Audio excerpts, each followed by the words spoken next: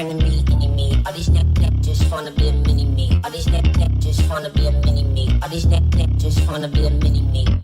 Frenemy, enemy. All these neck just wanna be a mini me. All these neck just wanna be a mini me. All these neck just wanna be a mini me. Frenemy, enemy. All these neck just wanna be a mini me. Hi guys, ArchieLuxury on the Paul Pluta channel. Today guys, I'm doing a paid review. This is for Jaden. This is paid review 21QA115. And before we start this paid review, a quick wristwatch check. What do I have? I have a Rolex Submariner date on my wrist. Okay, here we go. Now, this is an interesting one. This is a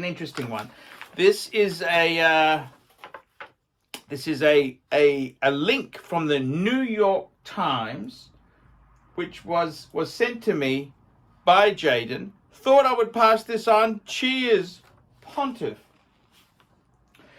And what he wanted to ask is, there was an article from 2019 which talks about safety deposit boxes, and there's been a little bit of press articles by this. Now, I'm not actually subscribed to the New York Times site, so but I think I have actually seen this article before. Basically there was a case of one guy who had a collection there, and the contents were lost, and it was a huge disaster. It's a huge disaster. There's been a number of, now that article in the New York Times, there was also an article in Reader's Digest. It was actually quite a reasonable article, and it was saying it's estimated there's 25 million safe deposit boxes currently leased across the United States. How secure is yours? If you think your bank is the safest spot to stash your stuff, you might want to think again. And this refers to the New York Times article. Found that each year hundreds of people report valuable items ranging from art to jewelry to family photos missing or stolen from their bank's safety deposit boxes. What gives?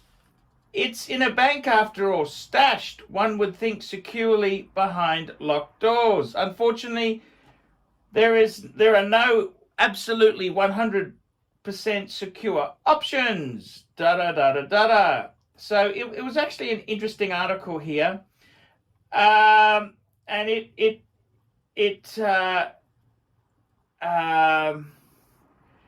basically said you are on your own. There's certain guarantees, but there is no guarantee. So what is my opinion on this? What do I think? Well, I got to be honest with you.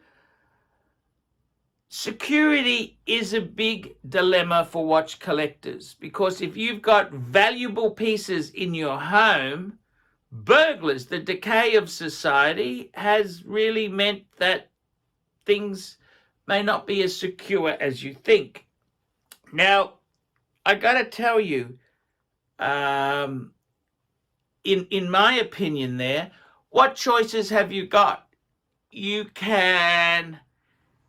And realistically, if you've got expensive items, they need to be listed on your insurance policy, your home and contents. And it depends on where you are in the world. But generally speaking, I've got to be totally honest with you. Generally speaking, what you've got to do is you've got to decide what level of risk you want. Now, it's a tricky thing, because if you have insurance that covers loss, theft, and you could be out at a party and a watch is stolen or it comes off and it that sort of accidental theft or loss can be very expensive. You could be paying 2 to 5% of the item's value per year. So on $100,000 collection, which isn't really that much, really, you could be paying that's just cost prohibited. So then you say, okay, well, how about we list it as a home and contents? And sometimes with your home and contents policy, it allows you, your items are covered if they're in a safety deposit box. So it is a tricky thing. Why do I think the answer is? And to be honest with you, in my opinion, I can't speak on the American front. I don't understand the American banking system. I don't understand the regulations that control safety deposit boxes. But what I have done is I bank my safety deposit box in Brisbane is with the largest bank in Australia. In Australia, the largest bank is called the Commonwealth Bank. It used to be government owned. Now the government is merely a shareholder. So it was formerly a public owned bank. And I have my safety deposit box at their biggest branch, biggest safety holding vault in Queensland. That's the state that I'm in. So this is one that's convenient for me to go to. There's no point me having a safety deposit box in New South Wales, for example, because I'm in Queensland. So is that 100% full safe? Of course it's not. Who knows what could happen? You could have dynamite, guns, armed cook. Who knows? Everything is fair game. But I generally believe this. My own view is this. I think if you keep precious goods at home, the problem is what happens if you have an armed home invasion? They put a gun to your head and say, open your safe, you're going to open it. Or if they put a gun to your wife's head or your children's head, you're going to open the safe. So I think, in my opinion, you can only take educated guesses as to what you should do. There is no full 100% guaranteed system. The only guaranteed system is if you've got everything on you and you've got a shotgun, and that's probably the most secure thing you can do. Now, that's not feasible. So I've got to say to you, in my own case, I use a safety deposit box, and I don't just put the stuff in and abandon it. I go there quite regularly. I actually probably go there twice a month to take stuff out, put stuff in, the rotation. That's kind of what I like to do with my items. I like to shuffle them up a bit. At the moment, I've got 3 Rolexes. I've got the Submariner, the Explorer 2, and the Milgauss. My Patex, my Omega, my Reverso, my Tudor are all in the bank safe. So you've got to decide what level of security you want. If I wanted to, I could have these items as listed contents, which means I would need either a receipt from when I bought these items or an appraisal from an insurance, in Australia we have registered valuers, so you'd need an appraisal from a registered valuer which says in his opinion it's worth X number of dollars, and then you can insure it for that. Certain policies allow that coverage if it's in a bank safe, because they're looking at it and saying, well, if it's stolen from a bank, it's going to be a it's going to be a massive robbery. It's not just a small little home robbery. So in my opinion, there is no 100% answer. My answer is you can only make the best choices at the time. In life, you can only try your best. I mean, we are born. Who knows if we get cancer or we get Alzheimer's or we get any list of diseases or things could happen to us. All you can do is really try your best to avoid these terrible things. Now, for example, if you want to avoid death. You try and have a healthy diet. You try and avoid high stress. You avoid asbestos and smoking, minimize the smoking and things like that to try and prolong your life. But there's no guarantee that you couldn't get a terminal illness. The same with security. You've got to look at it and say, what's the best thing you can do? Personally, if you've got a massive collection, what I think your answer is to have a safety deposit box at a couple banks. Say in Australia, we've got Commonwealth Bank. You could have one at Westpac, one at NAB, one at ANZ. So 4 different banks. You put some of your collection into each different bank. So that way there, it's never, the chances of all 4 banks being robbed at the same time is very, very unlikely. So that's what you could do. If you're really concerned about it, you could check your insurance policy, and some insurance policies, if you've got listed items, which means you need to say, you need to insure the full amount of your items, and you need to have valuations from Registered Valuer, which has a photo of it. In Australia, it has a photo of it, and it says what he thinks this thing is worth. Replacement value, not necessarily secondhand retail, but replacement value.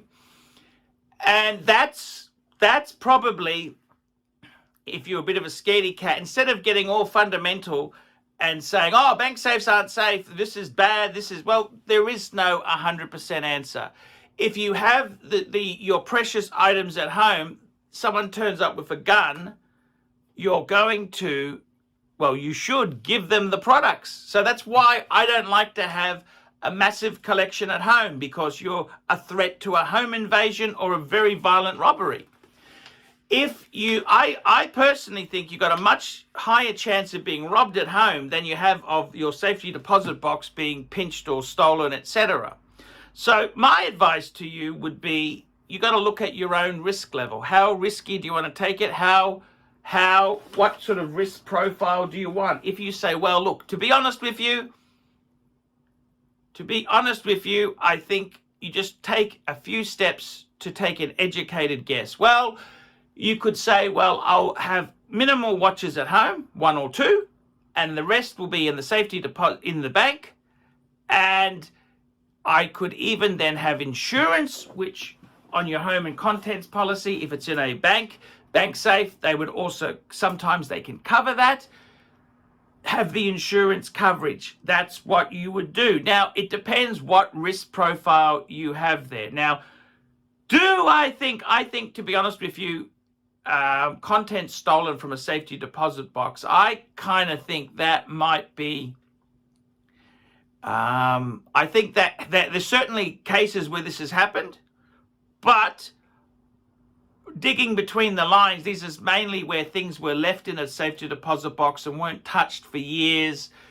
They weren't checked. There wasn't an inventory list. There wasn't a whole number of things. So I tend to think if you leave things in a safety deposit box and don't ever touch them again, well, then things are more likely to go wrong. But if you constantly check them once every couple of months, they should be okay. But there is no guarantees.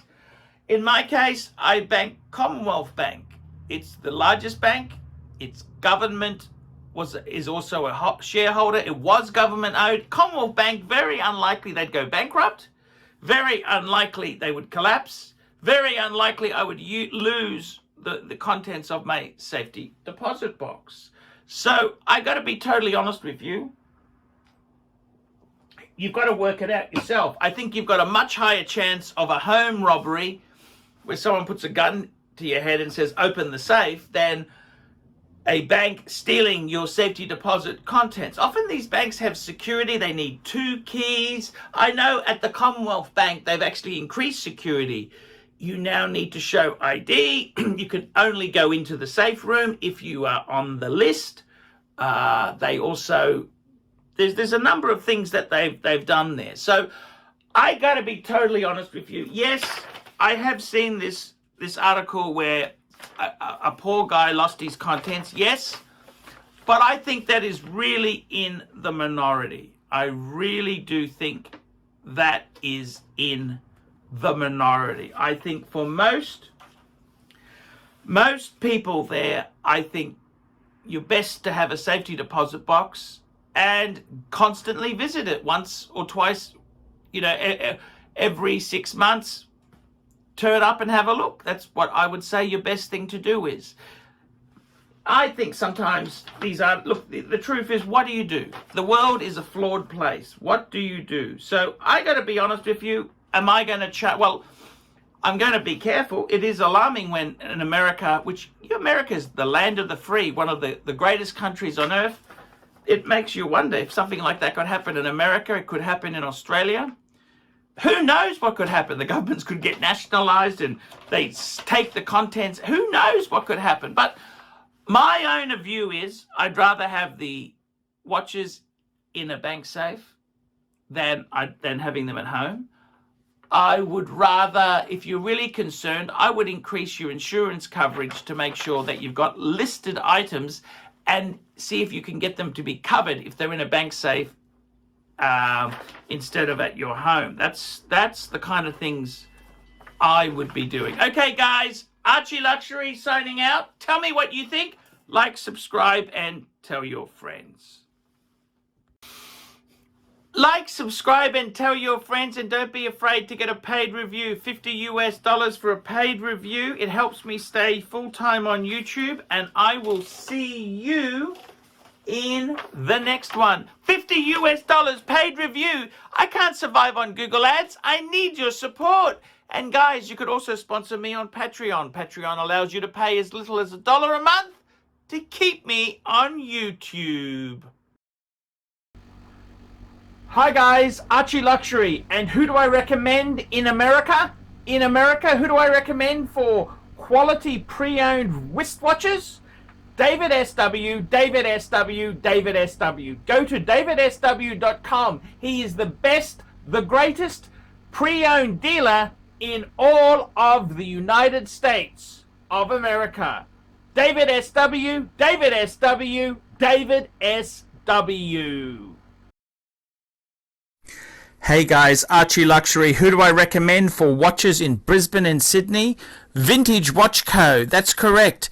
Vintage Watch Co. in Brisbane Arcade in Brisbane and the Strand Arcade in Sydney. Vintage Watch Co. Brisbane and Sydney.